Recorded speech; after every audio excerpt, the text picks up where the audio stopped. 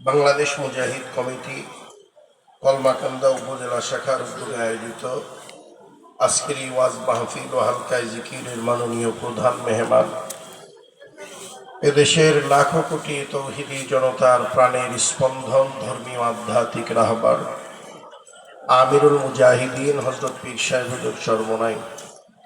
আজকের এই মাহফিলে আগত জাতির শ্রেষ্ঠ সন্তান হযরত উলামায়ে কেরাম, সামনে উপস্থিত আমার দিনদার, পরহেজগার, ইমানদার মুসলমান ভাইয়েরা, বিশেষ করে যুবক বন্ধুগণ, পর্দার আড়ালের আমার মা ও বোনেরা, আল্লাহ পাকের দরবারে লাখো কোটি শুকর যে আল্লাহ রাব্বুল আলামিন আমাদেরকে এই দামি এক মজলিস, উলামায়ে কেরামদের মজলিস, কোরআন এবং হাদিসের আলোচনার মজলিস, জাকিরিন শাকিরিন বান্দাদের মজলিসে আল্লাহ আমার আপনার মতো নাখান্দা নালায়েক পাপিষ্ঠকে কবুল করছেন।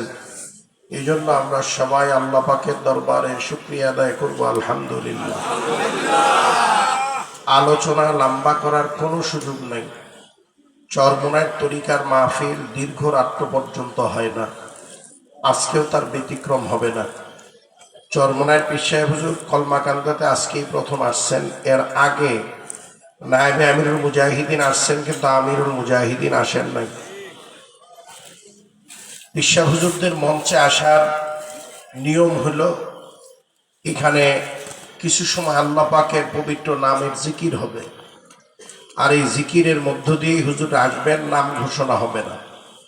যারা বাহিরে চার দোকান, পানের দোকান, ঝালমুড়ির দোকানে আছেন, বাজারে ঘাটে আছেন, তাদেরকে বলবো যে তারা হয়তো ভাবতেছেন চরমোনাইয়ের পীর সাহেব এত বড় পীর, ওনার মঞ্চে উঠানের আগে তো নারায়ে তাকবীর স্লোগান দিয়ে এলাকা একেবারে মুখরিত হবে, এরপরে দূরে যেয়ে দেখবো ওনার বয়ান শুনবো। এই চিন্তায় থাকলে, এই চিন্তা করতে করতে সারা রাত্রি পার হয়ে যাবে আপনার। চরমোনাইয়ের পীর সাহেব দেখাও হবে না, তার বয়ানও শোনা হবে না, নাম ঘোষণা আর হবে না। আমি কয়েকটা কথা বলেই জিকির শুরু করবো। এই জিকিরের মধ্য দিয়েই হুজুর চলে আসবেন। আর শারীরিকভাবে আজকে 2-3 দিন যাবৎ হুজুর খুব অসুস্থ। আপনারা দোয়া করতে থাকেন আল্লাহ তাআলা যাতে সুস্থতার সাথে আপনাদের এলাকার জন্য যেই আলোচনাগুলোর প্রয়োজন, এই আলোচনা যাতে হুজুরের জবান থেকে আল্লাহ বের করে দেন। আমি আপনাদের সামনে একটা আয়াত তেলাওয়াত করছি। এত সময় খুব গরম গরম আলোচনা চলছে, কথা ঠিক না? আপনারা গরম হয়ে গেছে। গরমেরও দরকার আছে, নরম এবং গরম দোনোটাই দরকার। বাকি ওয়াজ মাহফিলের মঞ্চে আমরা বা পীর সাহেব হুজুররা কোনো দিন রাজনৈতিক আলোচনা করেন না। ওয়াজ মাহফিলের মঞ্চে হুজুররা হেদায়েতি আলোচনা করেন, আত্মশুদ্ধির আলোচনা করেন, মানুষের দিল পরিবর্তনের আলোচনা করেন, মানুষের আমল আখলাকের উন্নতির আলোচনা করেন। যেহেতু এখন মৌসুমটাই চলতেছে, 5 আগস্টের পরে থেকে মৌসুমটাই চলতেছে এই গরমের, যার কারণে যে যখন যায় তখন এই গরম গরম কিছু বলে, কথা ঠিক না? বাকি 53 বছর আপনারা আমরা যে যা কইছে তার পিছনে দৌড়াইছি, দৌড়ে যাওয়ার পরে দেখছি ধোকা ছাড়া আর কিছু না, কথা ঠিক না? সবাই ধোকা দিচ্ছে।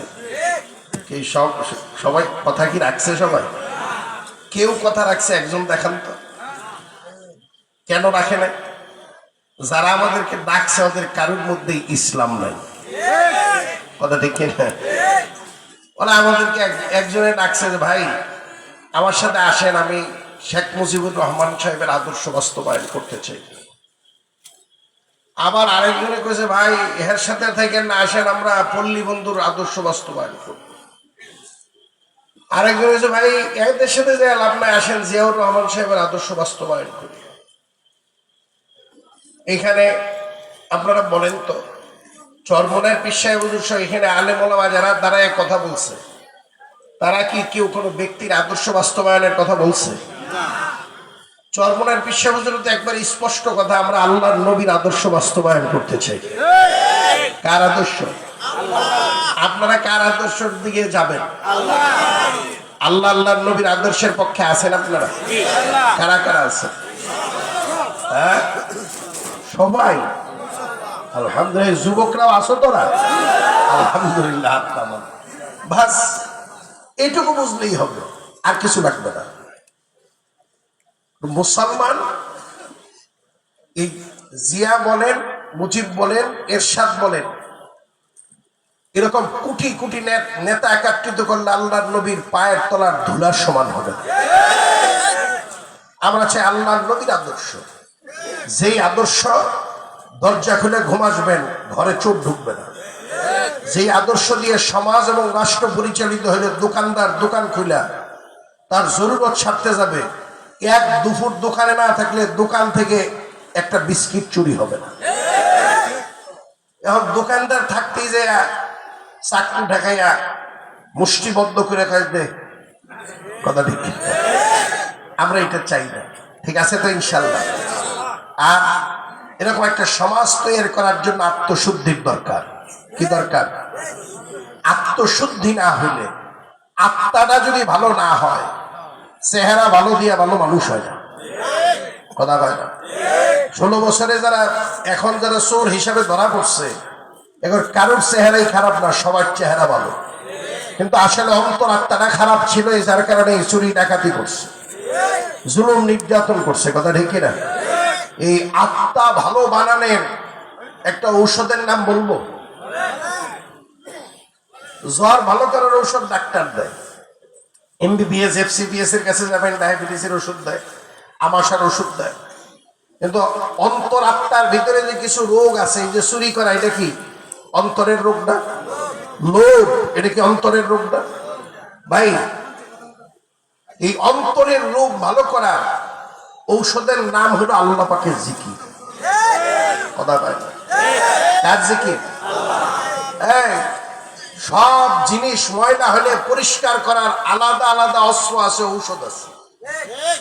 এটার মধ্যে ময়লা লাগছে, পানি দিয়া সাবান দিয়া ঘষা দিলে উঠে যাবে, কিন্তু একই জিনিসের মধ্যে যদি কলার কষ লাগে, দুনিয়ার সব সাবানের ফ্যাক্টরির সব সাবানও যদি লাগাই, কলার কষ উঠবে না, স্মৃতির দাগটা উঠবে না। যদি এখানে সাবান না দিয়া আমরা যদি 1 চামচ ব্লিচিং আর 1 চামচ পাউডার নিয়ে আধা লিটার পানির সাথে মিক্সার করে কাপড়টার এই পানির নিচে ভিজায় রাখে, আধা ঘন্টা পরে তোলার পরে ঘষাও লাগবে না, দেখবেন দাগ নাই, কথা ঠিক কিনা? ওই কাপড়ের হালকা ময়লা উঠানের অস্ত্রের নাম, ঔষধের নাম সাবান। গাঢ় ময়লা দূর করার অস্ত্র বা ঔষধের নাম ব্লিচিং পাউডার। লোহার মধ্যে জং ধরছে, এখানে সাবান দিলে জং উঠবে না, ব্লিচিং পাউডার লোহার মধ্যে দিলে জং উঠবে না, বরঞ্চ বাড়বে, কথা দেখে না? লোহার মধ্যে আপনি রেত দিয়ে ঘষা দেন, 1-2 ঘষা দিলেই দেখবেন মরিচা ওইটা একবারে চিকচিক ঝিকঝিক করতেছে, কথা দেখে না? এই যে চেয়ারে বসছে, এই চেয়ার যখন বানাইছে, বার্নিশ করার আগে এটা তো খসখসা ছিল, দাঁত ছিল, ঠিক না? কারণ এটা তেল তেলা বানানোর জন্য রেত বসলে কি হবে? এটা আরো দাঁত বাড়বে, কথা ঠিক না? কিন্তু এখানে শিরিষ কাগজ দিয়ে যখন ঘষা দিছে, এই দাঁতদার কি দূর হয়ে গেছে না? এটা এখন তেলতেলা হয়ে গেছে, কথা দেখি না? ভাই, প্রত্যেকটা জিনিস পরিষ্কার করার অস্ত্র আছে, ঔষধ আছে। আমার আপনার কলমের ভিতরে, অন্তর আত্মার ভিতরে গুনার যে দাগ লাগছে, ময়লা লাগছে, এই ময়লা তুলবেন কি দিয়ে? জিকিরের কথা কইলে অনেকে বিরোধিতার জন্য কয় এটা সর্বনের জিকির। আচ্ছা, সুবহানাল্লাহ এটা সর্বনের জিকির না আল্লাহর জিকির? আলহামদুলিল্লাহ কি সর্বনের জিকির না আল্লাহর জিকির? আল্লাহু আকবার, এই জিকির কি সর্বনের না আল্লাহ? লা ইলাহা ইল্লাল্লাহ, এই জিকির কি সর্বনের না আল্লাহ? তাহলে যারা কোন সর্বনের জিকির, ওর অন্তরের ভিতরে খালি হিংসা, কথা কয় না? জিকির দেখতে পারেন, আসলে হিংসা কি সর্বনের সাথে হলো না আল্লাহর সাথে? জিকিরটা তো সর্বনের না, এখানে সর্বনের কোনো নাম গন্ধ নাই। জিকিরটা কার? আল্লাহ। আপনি হিংসা করলেন না, বলবে জিকির দিয়ে কি হয়? জিকির দিয়ে কিছুই হয় না, জিকির দিয়ে মানুষ আল্লাহর ওলি হয়, কথা হয় না? আমি চ্যালেঞ্জ করলাম, আল্লাহর ওলিদের ইতিহাস যারা পড়ছেন, একজন আল্লাহর ওলি বের করতে পারবেন যে কম জিকির করছে? আমি যত আল্লাহর ওলিদের ইতিহাস দেখছি, সবারই দেখছি বেশি বেশি আল্লাহর জিকির করে। আপনি জিকিরের বিরোধিতা করেন মানে আপনি কি আল্লাহর ওলি হওয়ার পথে বাধা দেন? আপনি কি শয়তানের দোস্ত হইতে করেন? আসলে তো আপনার উদ্দেশ্য ভালো না, কথা ঠিক কিনা? তা আমরা এখন জিকিরের দিকে যাব। জিকির করতে বলছে কি বলেন? ইয়া আইয়ুহাল্লাযীনা আমানু যকুরুল্লাহা যিকরান কাসীরা। আল্লাহ কয়, হে ঈমানদারেরা, বিশ্বাসী বান্দারা, তোমরা আমি আল্লাহর জিকির করো। যিকরান কাসীরা, বেশি বেশি পরিমাণের জিকির করো। আল্লাহর নবী বলেন, আকসিরু যিকরাল্লাহি হাত্তা ইয়াকুলু মাজনুনুন। কয়, হ্যাঁ আমার উম্মতেরা, তোমরা মাওলার জিকির এত বেশি পরিমাণের করো, দুনিয়াদার ফাসেক ফুজ্জারেরা তোমাদের জিকিরের হাল অবস্থা দেখে তোমাদেরকে পাগল কইয়া ডাক দেয়। কি কইয়া ডাক দেয়? এখন পাগল কয়, বউ পাগল কয়, পোলাপনের পাগল কয়, টেকার পাগল কয়, সম্মানের পাগল কয়, চেয়ারম্যানি মেম্বারের পাগল কয়। কথা বল, আল্লাহর পাগল কেউ কয়? কিন্তু আল্লাহর পাগল বলবে কই থেকে? জিকির তো করি না, জিকির তো করি না। জিকিরের জন্য প্রস্তুতি আছে তো ইনশাআল্লাহ? যে যত বিরোধিতাই করুক, মাওলার জিকির ছাড়া যাবে না। যেই বান্দা মাওলারে যত বেশি ডাকবে, সেই বান্দা মাওলার তত বেশি কাছাকাছি ডাকবে। যে যত বেশি জিকির করবে, বান্দা এবং আল্লাহর মাঝখানে একটা পর্দা আছে। বেশি জিকির করার দ্বারা বান্দা আল্লাহর মাঝখানের পর্দা উঠিয়া যায়। যখন পর্দা উঠিয়া যায়, বান্দা আল্লাহর সাথে, আল্লাহ বান্দার সাথে মিলিয়া যায়। বান্দা যখন আল্লাহর সাথে মিলিয়া যায়, তখন বান্দার মধ্যে থাকে না। কয়দিনের দুনিয়া রে বাবা? দুনিয়া থাকার জায়গা না, কেউ থাকতে পারে নাই, আমি আর আপনিও থাকতে পারবো না। অনেক যুবক বাবারা আসছেন, অনেক বুড়া বাবারা আসছেন। আমার দিকে না তাকায় থেকে ৩-৪ মিনিটের জন্য সবাই একটু চক্ষু দুটা বন্ধ করেন। চক্ষু দুটা বন্ধ করে ঘাটটা একটু নিচের দিকে নোয়াইয়া দেন। বলার পরেও কিন্তু অনেকেই চোখ বন্ধ করেন নাই।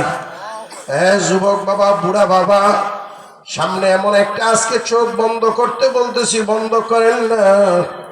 সামনে এমন একটা দিন আসতে আছে, আজরাইল এসে চিরতরে চক্ষু বন্ধ করিয়া দিয়া যাইবে। গোটা দুনিয়ার শক্তি একাত্রিত হয়েও চোখ দুটা খুলতে পারবে না। এরকম একটা দিন আমার আপনার জন্য সামনে আছে না নাই?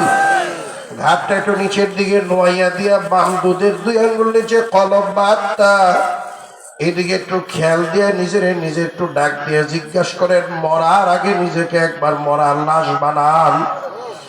মরার আগে একবার মরিয়া যান। মরার আগে নিজের শরীরে নিজে একটু কাফনের কাপড়টা জড়াইয়া দেখেন কেমন দেখা যায়। মনটারে ডাক দিয়ে জিজ্ঞাসা করেন, রে মন, দুনিয়া তো থাকার জায়গা না, কেউ থাকতে পারে নাই, তুইও থাকতে পারবি না। আজকের এই রাত্রটাই হয়তো জীবনের শেষ রাত্র। এইখান থেকে মোনাজাত দিয়া বাড়িতে যেয়ে দরজায় টোকা দেওয়ার পরে বিবি দরজা খুলিয়া দিছে। ঘরের ভিতরে যায় দরজার খিল লাগাইয়া বিছানায় পিঠ লাগাইয়া একই বালিশের মধ্যে স্বামী স্ত্রী দুইজনে মাথা রাখিয়া একজন আর একজনকে ধরিয়া ঘুমাইয়া গেলাম। ঘুম আসা ঠিক 1 ঘন্টা পরে আল্লাহর দারোগা আজরাইল কোন এক ছিদ্র আর ভাষা দিয়া আমার আর তোমার ঘরের ভিতরে ঢুইকা মাতার সামনে দাঁড়াইয়া ডাক দিছে, রেজাউল করিম, আল্লাহর দরবারে ওয়ারেন্ট জারি হয়ে গেছে, আর দুনিয়াতে থাকা সুযোগ নাই। পাশেই বিবি ঘুমায়, শেষ কথা বলিয়া যাওয়ার সুযোগ নাই। আজরাইল দুনিয়ার দারোগা দেখার পরে দুনিয়ার আসামি ডুবার মধ্যে ঝাঁপ দেয়, বাথরুমে যাইয়া পলায়, খাটের তলায় যাইয়া পলায়। দুনিয়ার আসামি দুনিয়ার দারোগার হাতে ধরা পড়ার পরে ডরের চোটে পেশাব পায়খানা পর্যন্ত করিয়া দেয়। আল্লাহর দারোগা আজরাইলকে দেখার পরে গুনাহগার নাফরমানের কাপড় চোপড় নষ্ট করিয়া যাবে, পায়ের তলা থেকে পিঠটা শুরু করিয়া দেবে, কলিজার গুড়া পর্যন্ত রুহ আনিয়া আজরাইল তার ভয়ঙ্কর হাত দিয়ে এমন জোরে এক থাবা মারবে, থাবার চোটে কলিজার রগগুলো একেবারে টাস টাস করিয়া ছিড়িয়া ফেলাইবে রে বাবা।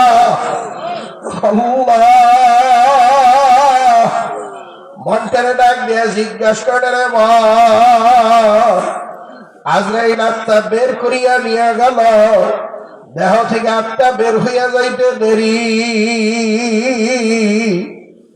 আহারে কলমা কান্দা, বাজার থেকে 3 টুকরা সাদা মার্কিন কাপড় বাড়িতে আসতে দেরি হয় না, দেহ থেকে আত্মা বের হয়ে যাইতে দেরি। মসজিদ থেকে লাশের খাটিয়াটা বাড়িতে আসতে দেরি হয় না, মসজিদের মাইকে এলান হয়ে গেছে রে জল করিমার দুনিয়াতে। পাড়া প্রতিবেশী বন্ধু বান্ধব মিলিয়া কেউ কেউ কোদালার খুন্তা নিয়ে গোরস্থানে যায় ঘর তৈরি করার জন্য, আখরে কেউ কেউ সাবলার কুড়াল নিয়ে যায় বাজারে ঘাস কাটার জন্য। ওদিকে বাড়ির উঠানের এক কোনায় ঘন একটা মশারি টানাইয়া পর্দা দিয়ে ঘিরিয়া জীবনের শেষ গোসলখানা তৈরি করিয়া আমার আর তোমার মরা লাশটারে ধরা ধরি করিয়া গোসলখানায় ঢুকাইয়া নাক কানের সিদ্ধর মধ্যে তুলা লাগাইয়া যেই পোশাক পরিয়া মারা গেলাম, এই পোশাক গুলা ব্লেড বা কেচি দিয়া কাটিয়া কাটিয়া টানিয়া টানিয়া খুলিয়া ফেলাইল। দুনিয়ার পোশাক কবরের জগতে চলে না, সুন্দর করিয়া ধোয়াইয়া মশাইয়া 3 টুকরা সাদা মার্কিন কাপড় দিয়ে আঁকা বসায় মুরলি দিয়ে আমার আর তোমার লাশটারে খাটিয়ার মধ্যে উঠে আখারে জিন্দিক বলা বললাম, এটা আমার বাড়ি, আমার দালান, আমার কোটা। কয়েকজনে মিলিয়ে আবার আপনার লাশের খাটিয়া কান্দে নিয়ে আমার বাড়ি থেকে আমাকে বের করিয়া ফেলাইল। মন্টারে ডাক দিয়ে জিজ্ঞাসা করেন, আজকে থেকে এই বাড়ির মালিক আমি আর না। লাশের খাটিয়া গোরস্থানের দিকে নিয়ে রওনা। আমার আপনার আদরের বিবি গহনাগারটি খুলিয়া বিধবার শাড়ি পরিয়া খাটিয়ার পিছনে দৌড়, ছেলে আর মেয়েরা খাটিয়ার পিছনে পিছনে দৌড়ায় আর কান্দে আর বাবা।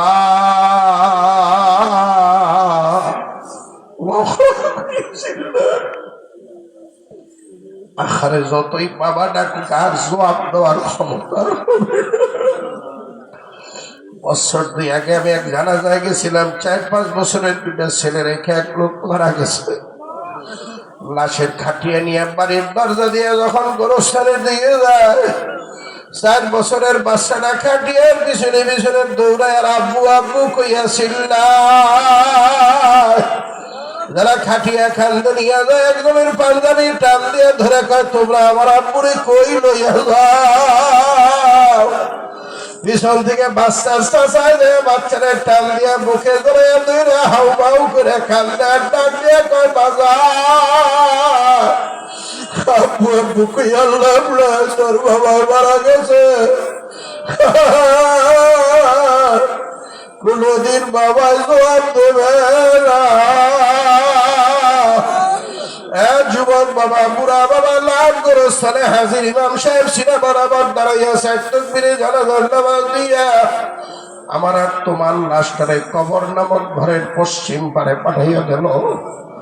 3 ব্যক্তি কবরের গর্তে লাফ দিয়ে নামিয়া আমার আর তোমার লাশটারে ধরা ধরি করিয়া কবরের গর্তে ফালাইয়া বাঁশের ভালটা দিয়ে ছাউনি দিয়ে তালাই দিয়া ঢাকিয়া হাজার হাজার মন মাটি দিয়া চাপা দিয়া আমার আর তোমার কবর নামক ঘরের দিকে সবাই পিঠ ফিরাইয়া যার যার বাড়ির দিকে রওনা। শিক্ষিত বাবা, গরিব বাবা, ধনী বাবা, শিক্ষিত বাবা, মূর্খ বাবা, কবর কিন্তু একা একার ঘর, সব বিচ্ছার ঘর। কেমনে একা একা থাকবো চিন্তা ভাবনা করিয়া তারপরে মাওলার কবরে যাইয়া চিন্তা ভাবনা করিয়া তারপরে মাওলার কবরে যাইও। আরে আল্লাহ